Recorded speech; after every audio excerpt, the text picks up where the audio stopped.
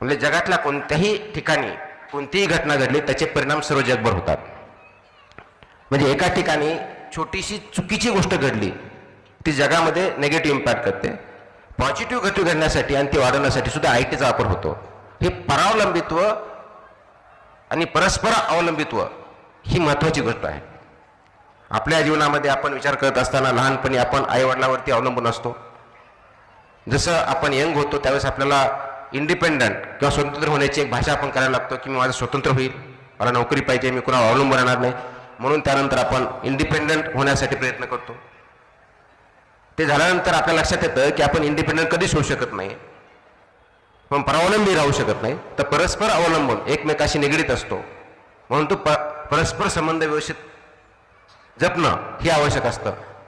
म्हणून जगामध्ये सुद्धा फक्त माणसामध्ये नाही तर जगामध्ये सगळ्या देशामध्ये समाजामध्ये परस्पर अवलंब खूप मोठ्या प्रमाणात वाढलेला आहे. इंटरडिपेंडन्स खूप आहे.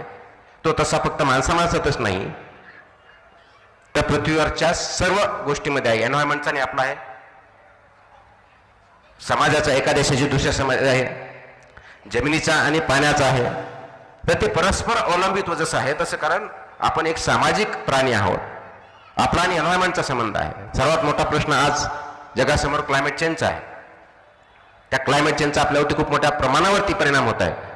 आपण त्याच्यामध्ये मिटिगेशन मेजर्स कोणते घ्यायचे, अडॅप्टेशन कसं करायचे याच्यावरती आपण विचार करतोय पण इम्प्लिमेंट करत नाही. समुद्राची पातळी वाढण्यापासून तर सीझन चेंज होण्यापर्यंत फ्लडिंग, म्हणजे मराठवाड्यासारख्या भागामध्ये जिथं कधी पाऊस पडत आहे तिथं फ्लडिंग येत आहे. थंडीचे दिवस कमी होत आहे, हीट वाढत आहे. पुण्याच्या ठिकाणी ज्यावेळेस आपण बघत होतो अत्यंत चांगलं वातावरण असताना आज सर्वात पोल्युटेड सिटीपैकी ही एक मानली जाते. काही वर्षापूर्वी दिल्लीमध्ये, फक्त दिल्लीमध्ये पोल्युशन दिसायची हिवाळ्यात, आज मुंबई, पुणे, सगळ्या ठिकाणी, इव्हन जगातले 100 टॉप मोस्ट पोल्युटेड सिटी जर बघितल्या त्याच्यापैकी जवळ 70पेक्षा जास्त सिटी आहे इंडियातल्या आहेत.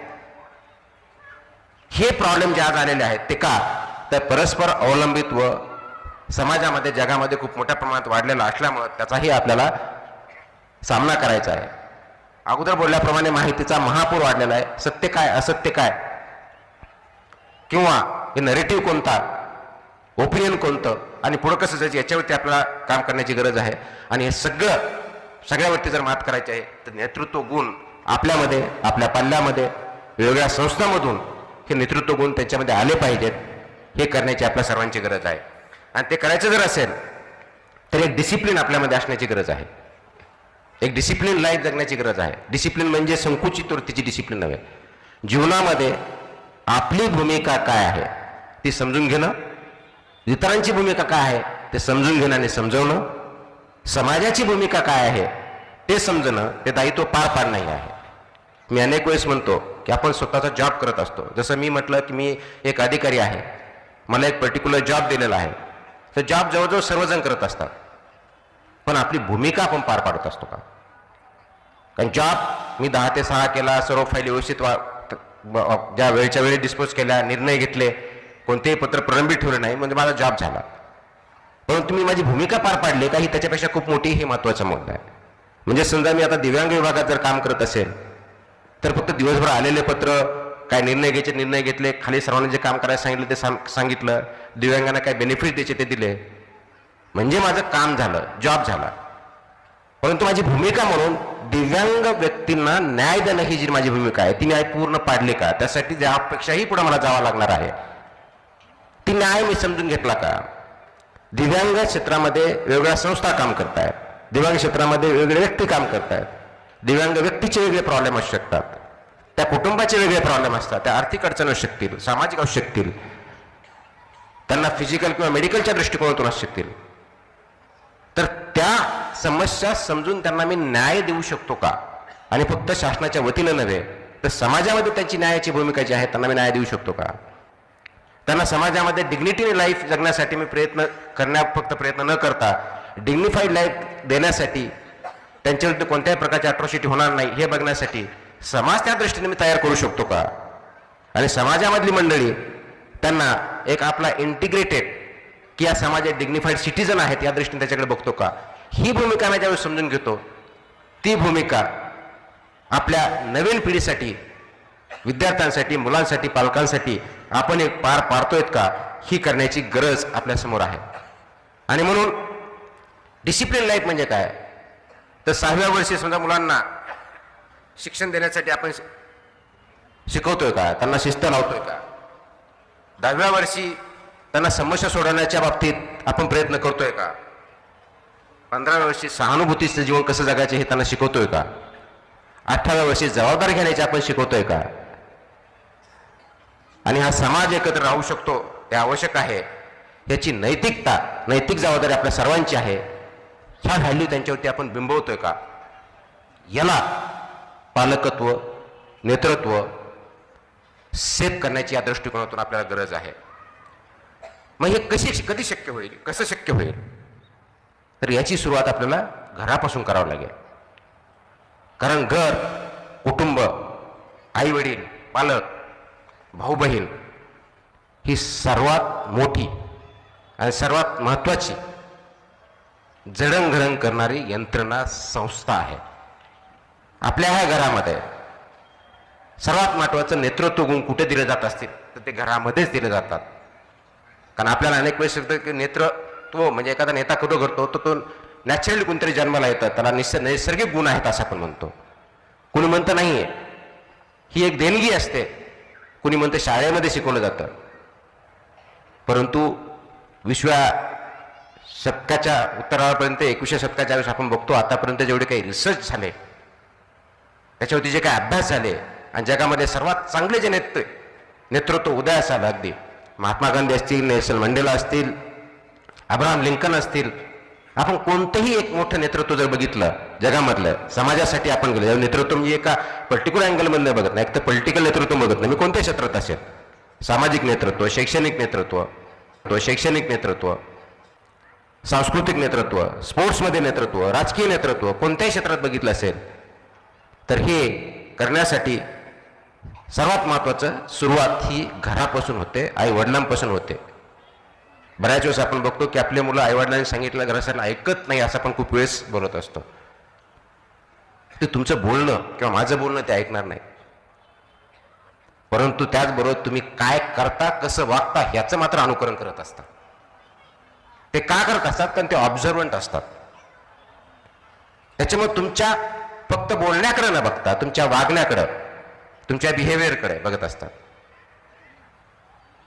आपल्या घरामध्ये आपण आपल्या आईला, आपल्या पत्नीला, आपल्या बहिणीला, आपल्या मुलाला कोणत्या प्रकारची वागणूक देतो तशाच प्रकारची वागणूक तुमची मुलं तुम्हाला देणार आहेत, इतरांना देणार आहेत.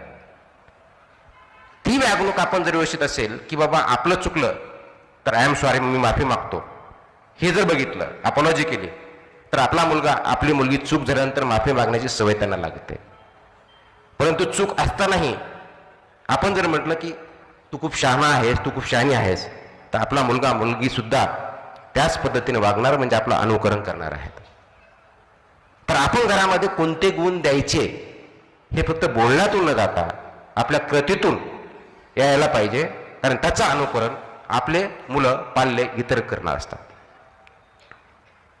मग घर ही नेतृत्वाची सर्वात मोठी शाळा आहे. तुम्ही जर कंपॅशनेट राहिलात, करुणामय राहत, इतरांबद्दल चांगल्या पद्धतीनं तुम्हाला एखादं अडचणीत असेल त्यांना मदत करण्याची आपण सवय लावली घरामध्ये, नांदेड सिटी आहे, सिटीमध्ये, समाजामध्ये किंवा शाळेमध्ये, त्याचं अनुकरण आपले विद्यार्थी, मुलं, पाल्य किंवा आपले सवंगडी मित्र हे करणार आहे. आपण जर बघितलं नाही आहे, असंच असतं. आपण बघून एखाद्याकडं ॲक्सिडेंट झाला तिथं आपण नुसतं बघून ठीक आहे, आपल्याला काही घेणं नाही, आपला काही ॲक्शन नाही, आपण बाहेर निघून जायचं, तर हीच परिस्थिती होते. कमेंट करताना मात्र आपण म्हणतो अरे तो ॲक्सिडेंट झाला, त्याच्याकडे कुणी बघितलं नाही, आणि आपण जातानाही मात्र तेच बघतो. मग आपण गुण कोणते आपण विद्यार्थ्यांना, मुलांना देणार आहोत, ही महत्वाची गोष्ट आहे. व्हॅल्यूज कोणत्या आपण इम्बाईब करतो, फक्त बोलण्यातून नव्हे, आपल्या वागण्यातून आणि कृतीतून. मग तिथे कामाच्याच ठिकाणी असेल, घराच्या ठिकाणी असेल, कम्युनिटीमध्ये असेल, मित्रमैत्रिणीशी बोलताना असेल, किंवा घरामध्ये सर्व मेंबर्सला वागणूक देताना असेल. हे नेतृत्व गुण आपण कशा पद्धतीने करतो याच्यावरती आपला समाज, आपलं कुटुंब, आपलं राष्ट्र अवलंबून आहे. आणि म्हणून आपल्या सर्वात महत्वाची जी गोष्ट आहे ती घरापासून सुरुवात करावी लागणार आहे. आपण फोकस करतो अकॅडमिक एक्सलन्सवरती, माझा मुलगा सर्वात चांगल्या शाळेत गेला पाहिजे, सर्वात विषयात चांगले गुण मिळवले पाहिजेत. ते चुकीचं काही नाही, गुण चांगले मिळवावे, पण गुण हा काही क्रायटेरिया नाही आहे. तुमच्या वरच्या स्टँडर्डमध्ये जाण्यासाठी, ॲडमिशन भेटण्यासाठी, चांगल्या प्रोफेशनसाठी आवश्यक आहेच, परंतु जीवनामध्ये सक्सेस होण्यासाठी ती कंडिशन परिपूर्ण नाही, ती अपूर्णच आहे. जीवनामध्ये समाजामध्ये सक्सेस जर व्हायचं असेल तर तुम्हाला आपल्यामध्ये नेतृत्व गुणवत्ता पाहिजे असेल तर तुम्हाला IQ बरोबरच EQ, इमोशनल क्वोशंट ज्याला म्हणतो, भावनिक समृद्धता, भावनिक नेतृत्व गुण हे खूप अत्यंत महत्त्वाचे आहेत. कारण भावना ही दुसऱ्या व्यक्तीबरोबर, इतरांबरोबर कसं वागायचं, कसं शिकायचं, त्याचबरोबर प्रॉब्लेम आला त्याला उत्तर कसं, समोर कसं जायचं, क्रायसिस आला त्याला फेस कसं करायचं हे शिकवतं. इमोशनल क्वोशंट जर आपला नसेल तर पर्यायानं क्रायसिस मॅनेजमेंट आपण करू शकत नाही. ते कुटुंबातलं असेल, समाजातलं असेल, शाळेतलं असेल, संस्थेतलं असेल, किंवा आपण काम करतो त्या ठिकाणचं असेल. आपल्या अनेक ठिकाणी काम करत असताना आपला आणि बॉस बरोबर जमत नाही, आपला आणि कलिग बरोबर जमत नाही. याचा एकच अर्थ असतो, एक तर आपला EQ कमी आहे किंवा त्यांचा EQ कमी आहे किंवा दोघांचा आहे. दोघांपैकी एकाचा EQ जर व्यवस्थित असेल तर ते आपण त्यांच्याबरोबर वेळोवेळी समजून, कारण त्या समोरच्या व्यक्तीची मानसिक स्थिती काय ती समजून घेऊन त्याला रिॲक्शन न देता त्याला प्रोॲक्टिव्हली त्याला त्या अंडरस्टँडिंग लेवलला आणून काय प्रॉब्लेम होतो आयडेंटिफाय आणि त्याचे सोल्युशन निघेल. आजकाल आपण ज्या फाईट्स बघतो त्याच्या पाठीमागे हाच उद्देश आहे की EQ आपला खूप मोठ्या प्रमाणात कमी झालेला आहे. इमोशन्सला आपण पाहिजे तेवढं महत्त्व देत नाही, इमोशनल होतो. इमोशनल क्वोशियंट आणि इमोशनल ह्या दोन्ही वेगळ्या बाबतीत. एखाद्या बाबतीत इमोशनल होणं म्हणजे तुम्ही इमोशनल क्वोशियन चांगला असा अर्थ होत नाही. तुम्ही संवेदनशील असणं पाहिजे, त्याला सेन्सिटिव्ह म्हणतात, भावनात्मक नाही. भावनात्मक कोण चुकीचे निर्णय सुद्धा आपण घेतो, मी त्याबद्दल बोलत नाही, मी इमोशनल क्वोशियंट बद्दल बोलतोय. त्याच्यामुळे भावनांचा आदर करण्याचा आपण ज्यावेळेस शिकू, संवेदना ज्यावेळेस आपल्या जाग्या होतील आणि संवेदना ज्यावेळेस जाग्या होतात त्यावेळेस इतर व्यक्ती एखाद्या प्रॉब्लेममधून जर जात असेल तर ते प्रॉब्लेम समजून घेणं, फक्त मदत करणं नव्हे किंवा वाईट वाटून किंवा चांगलं वाटून घेणं नव्हे, तर त्या व्यक्तीला अशा क्रायसिसवरती मात करण्यासाठी एम्पावर करणं, मदत करणं ही होय. ही भावनात्मक क्वोशंट जो आहे, ही बुद्धिमत्ता जी आहे भावनात्मक, त्याच्यावरती काम करण्याची आज खूप जास्त गरज आहे. आज जर आपल्या मुलांमध्ये बघितलं तर एन्झायटी खूप मोठ्या प्रमाणात वाढलेली आहे, डिप्रेशन खूप मोठ्या प्रमाणात वाढलेलं आहे. त्याचा परिणाम काय होतोय तर त्यांना निर्णय क्षमता कमी होते आणि आपण त्यांना अंडरस्टँड करू शकत नाही. आणि आपण म्हणतो आपले विद्यार्थी मुलं खूप आजकाल सेन्सिटिव्ह झाल्यात. सेन्सिटिव्ह चूक नाही आहे, म्हणून त्याच्यामध्ये इमोशनल क्वोशंट कमी झालं आहे, कारण आपण इमोशनली वागणं कमी झालं, रोबोटिक्ससारखं वागायला खूप जास्त लागलं. आणि म्हणून ज्यावेळेस मी म्हटलं की मशीन लर्निंगमध्ये मशीनने आपल्यावरती ताबा घ्यायचा आहे की आपण मशीनवरती करायचा आहे, हा महत्त्वाचा मुद्दा आहे. म्हणून मोबाईल आल्यापासून आपल्यासाठी मोबाईल होता का, मोबाईलसाठी आपण आज हा प्रश्न पडला आहे. सकाळी उठून रात्री झोपेपर्यंत स्क्रीन टाईमशिवाय आपल्याला जमत नाही. व्हॉट्सअपवरती काय झालं, मला लाईक्स किती आल्या, मला फॉलोअर्स किती आहेत, याच्यामध्ये असतो. खरोखरच आपल्याला फॉलोअर्स असतात का, खरोखरच ते आपल्याशी अटॅच असतात का, का फक्त ते आपल्याला दाखवण्यासाठी, भावनात्मक उद्यासाठी करतात. कारण आजकाल खूप मोठ्या प्रमाणात ती TV सिरियल्समध्ये किंवा OTTवरती सिरियल्स बघून मुलांनी, माणसांनी आत्महत्या करण्यासुद्धा प्रमाण वाढलेलं आहे. याचाच काय आपण त्या आहारी जातोय. दॅट सीन, तो सीन आपल्याला कॅप्चर करतोय. म्हणजेच आपली इंडिपेंडंट थिंकिंग काम करत नाही आहे. We are so much influence by this forces, negative forces in particularly, की आपल्याला रॅशनॅलिटी कळत नाही आहे. रॅशनल विचारसरणी आपण करण्यामध्ये कमी पडतोय आणि त्याचा परिणाम आपल्या अपब्रिंगिंगवरती, समाजावरती होतोय, कुटुंबावरती होतोय. याच्यावरती काय केलं पाहिजे तर इमोशनल इंटेलिजन्स वाढवण्यावरती खूप मोठा बळ देणं गरजेचं आहे. त्यासाठी आपले नातेसंबंध, मी नातेसंबंधामध्ये फक्त आणि फक्त कुटुंबातल्या बोलत नाही, आपली समाज संस्था जी आहे त्यांनी परत आपल्याला खूप मोठ्या प्रमाणावरती इंटरकनेक्टनेस वाढवण्याची गरज आहे, ते करण्याची गरज आहे असं वाटतं. तिसरी गोष्ट आहे ते आपल्या कुटुंबामध्ये कोणत्या ना कोणत्या कारणास्तव आज्ञाधारकपणा पाहिजे. आज्ञाधारकपणा वाईट नाही आहे, पण आज्ञाधारक पदाच्या नावाखाली आम्ही म्हणेल ती पूर्व दिशा, आम्ही म्हणेल ते खरं. मुलांनी उलटे प्रश्न विचारायचे नाही. तू उलटा बोलू नकोस. तो तुझ्यापेक्षा वयाने मोठा, त्याच्यामुळे तो म्हणेल ते खरं. असं जर असतं तर नोबेल प्राइज सगळे फक्त वरिष्ठ 90-100 वर्षांच्या व्यक्तींनाच गेलेले असते किंवा सर्वतोषात तेच असते, वय जर हा क्रायटेरिया घेतला तर. आणि आपण त्या आज्ञाधारकतेच्या नावाखाली जिज्ञासा मारतोय, ही चूक करतोय. क्वेश्चन करणं ही जिज्ञासेची पहिली पायरी आहे. हे असंच का, हे या पद्धतीनं का नाही आहे, तुम्ही म्हणताल ते खरं कशावरून, हे का नाही आहे, तुम्ही खोटं बोलताय ते नाही ते बरोबर आहे, हे ज्यावेळेस विचारलं जातं आणि त्याला उत्तर देणं म्हणजे त्या जिज्ञासेला आपण प्रवृत्त करतो. आणि त्याला उत्तर न देते तू गपची बस, तुला काही कळतं का, तू खूप शहाणा झाला का, एक थोबाडीत देऊ, ही जी भाषा येते त्याचे दोनच अर्थ असतात. एक तर आपल्यापाशी ते ज्ञान नसतं, किंवा मग आपल्याला आपली वृत्ती असते की दाबून टाकायचं, त्याला आपण हिटलरशाही जे म्हणतो ती आपण मुलामध्ये आपल्यामधून ती वाढवत असतो. आणि तशा प्रकारचा बिहेवियर त्यांच्याकडून एक्सपेक्ट करत असतो. ज्यावेळेस हे बिहेवियर आपण आपल्या मुलाकडनं, विद्यार्थ्याकडून एक्सपेक्ट करतो, समाजामध्ये एक्झॅक्टली तेच होतं. आणि म्हणून आपल्याला काय पुढं न्यायचं आहे तर आपल्याला जिज्ञासा ही जी आहे वाढवायची, वैज्ञानिक वृत्ती वाढवायची, क्वेश्चन करता आला पाहिजे प्रत्येक गोष्टीला. ते वाढवलं तर आणि तरच आपल्याला समाजामधले जे प्रॉब्लेम्स आहेत ते सॉल्व्ह करण्याच्या दृष्टीनं मदत होईल. म्हणून प्रॉब्लेम सॉल्व्हिंग ॲबिलिटी आपल्याला पाहिजे, क्रिटिकल थिंकिंगची ॲबिलिटी पाहिजे. रोट लर्निंग नको आहे, रोट लर्निंग आपण पुढे देणार नाही आहेत. म्हणून आपली घरामधली असेल, शाळेतली सिस्टम असेल किंवा समाजातली असेल,